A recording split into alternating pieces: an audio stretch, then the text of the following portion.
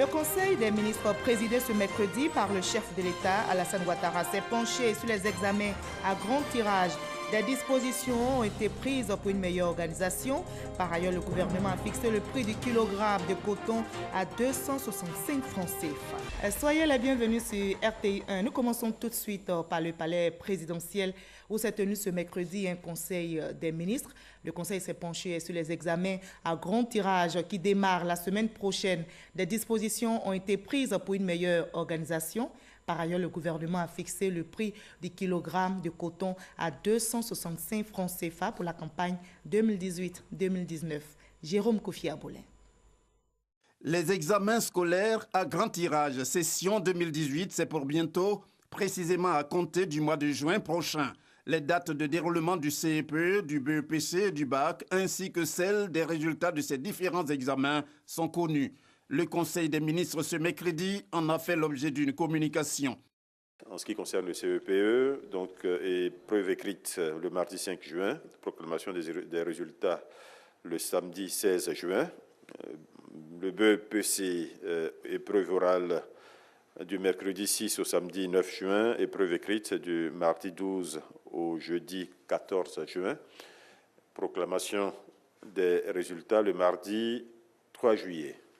En ce qui concerne le baccalauréat, les épreuves orales auront lieu du mercredi 19 au vendredi 29 juin 2018. Les épreuves écrites du lundi 2 au vendredi 6 juillet 2018.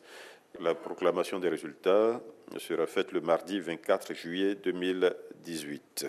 Il faut dire que cette année, c'est 1 214 831 candidats qui vont se présenter et ils vont concourir dans 3160 centres. En ce qui concerne le CEPE, nous avons 534 700 candidats, le BEPC 400 326 candidats, le BAC 256 476 candidats.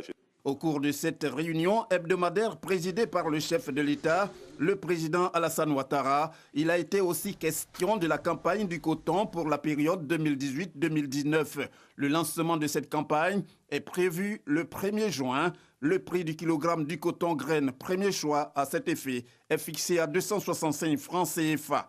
Pour la campagne 2018-2019, sur proposition du Conseil du coton et l'Anacarde, le prix d'achat du coton aux producteurs a été fixé à 265 francs CFA par kilo, en ce qui concerne le coton graine de premier choix, et à 245 francs CFA par kilo, en ce qui concerne le coton graine deuxième choix.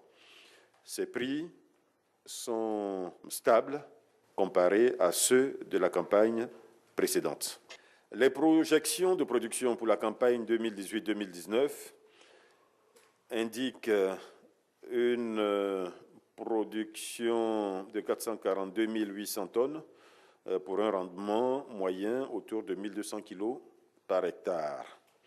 Et ces projections permettent de confirmer la dynamique positive observée dans la filière depuis quelques années. Par ailleurs, la mise en place effective du fonds de lissage et du soutien du prix aux producteurs, dont le processus est en cours, devrait permettre d'atténuer les variations des revenus des acteurs, notamment ceux des paysans producteurs.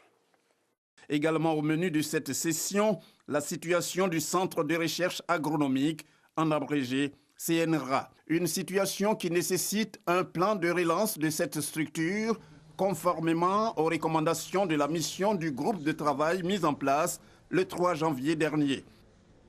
Face aux difficultés d'ordre structurel et budgétaire que connaît ce centre, le CNRA, le Conseil a adopté un plan de relance afin de remettre durablement cette structure au service du développement de l'agriculture et de l'économie nationale.